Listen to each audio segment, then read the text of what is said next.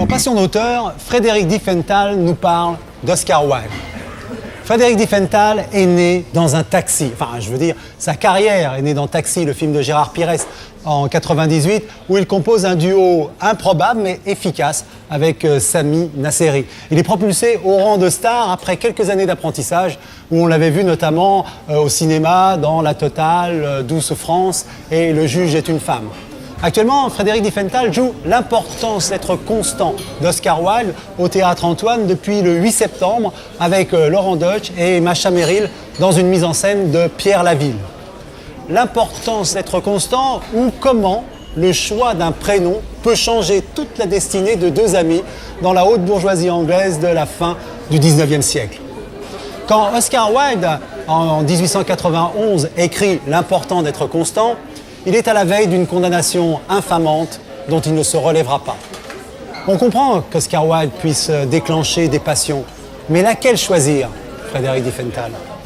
Je vais choisir sa prise de position et l'authenticité de cette personne. Je pense qu'on voit en lui souvent, on fait référence au dandy, mais rarement à cette personne aussi engagée, au même titre je pense qu'un Martin Luther King ou un Gandhi, qui est resté pour ce qu'il était. Donc on sait qu'Oscar Wilde a fait son coming out sur le tard à 35 ans. Il est tombé amoureux d'un jeune lord. Il a été diffamé effectivement par le père de cette personne qui publiquement l'a insulté, l'a injurié. Oscar Wilde a porté plainte contre cette personne pour diffamation. Il y a eu le procès, il savait effectivement que... On lui disait de toute façon qu'il n'allait pas... que ce procès c'était perdu d'avance. Il est allé au bout, il a dit des choses magnifiques à ce procès. Et effectivement, il a tout perdu. Il a quand même été accusé, c'était il y a pas si longtemps, finalement, c'est il y a à peine un siècle. Quand on était homosexuel, à cette époque-là, et c'est encore comme ça dans certains pays aujourd'hui, mais on était accusé de sodomite. C'était un crime. Et pour ce crime, donc, il a fait 2 ans de bagne, il a tout perdu, mais il est resté digne jusqu'au bout.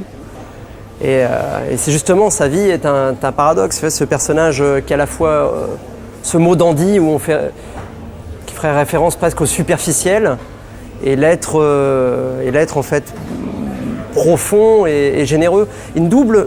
Presque une double personnalité, comme dans l'importance d'être constant. Donc je pense qu'elle n'est pas due au hasard, cette pièce. D'ailleurs, il les a écrits coup sur coup avec Le mari idéal, peu de temps avant le procès. Le mari idéal se joue en février, c'est un énorme carton. Au mois de mars, 3 semaines avant le procès, commencent les représentations de l'importance d'être constant. Énorme carton. Oui. Ce que vous dites est juste dans l'important d'être constant, on voit que les deux hommes sont obligés de se fabriquer une autre identité pour pouvoir vivre leur vie. Pour pouvoir vivre, oui. Il y a une quête. Oui. Il y a une quête d'identité. Quand Miss Prism m'a abandonné dans cette gare, est-ce que j'avais été baptisé? Et vos parents qui vous idolâtraient, vous avez en effet baptisé. Et quel prénom m'avait-il donné? Allez, je me résigne au pire. Comme vous étiez l'aîné, vous avez évidemment reçu le prénom de votre père. Mais quel était le prénom de mon père? Oh, je suis dans l'incapacité de m'en souvenir. Le prénom du général m'échappe. Bon alors, voyons les généraux à la lettre M.